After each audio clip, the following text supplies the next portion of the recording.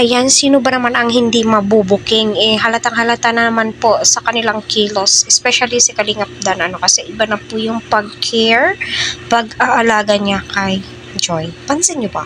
Or ako lang yun, ay malamang, no, sa mga Dan Joy dyan, no, marami ang nasisiyahan, especially proud sa dalawang ito, no. Sabi nga po nila, ay wala nga po daw script. So, malamang walang script. Alangan, babasahin pa nila yung script.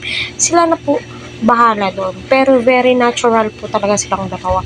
Yan na nga, ika nga ni Kalingap Dan, no, nililikawan niya na po si Joy. Diba noon pa, isiningi niya na po yung kamay ni Joy sa nanay. Alam niyo naman po, alam po nila kung ano po yung tama at mali at kung ano po yung nakakabuti para sa kanila. Unang-una sa lahat, masasabi mo kung gaano ka thankful si Joy na nasa Kalingap po siya. Kalain nyo yun, scholar po siya ni Kalingap Rob, nursing, di po yan basta-basta na course. Diba? Aside po doon, si Joy, ang loyalty po niya talaga is nasa Kalingap. Grabe po yung pasasalamat niya, na natulungan siya ng Kalingap, diba?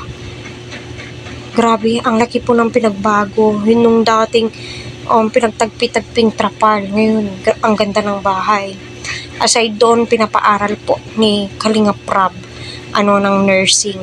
And then, andyan naman po si Kalingap Dan na napaka-supportive sa kanya. Nag-live selling pa nga sila. Nung nag-live selling nga po sila, is kita po natin na ang sweet, no? Ang sweet po talaga as in.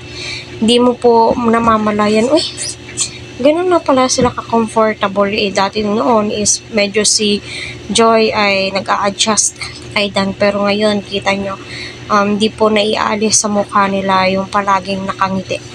And then, yun na nga po, no, may sinabi si Kalingap eto sa kanyang live, which is birthday greetings po yun kay Joy. Sa tinagal-tagal po ng pagtulong or paglingap ng Team Kalingap kay Joy is ang laki po talaga ng pagbabago, di ba? Until now, sila Joy, kita mo kung gaano po nila pinapalago yung tindahan po nila.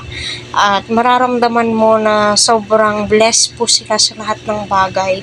Di ba? Kaya kita nyo, ang laki ng pinagbago. And aside doon sa naisalang si Joy, sa Kalingap serye, nahuhulog na pong makatotohanan ang lahat, 'di ba?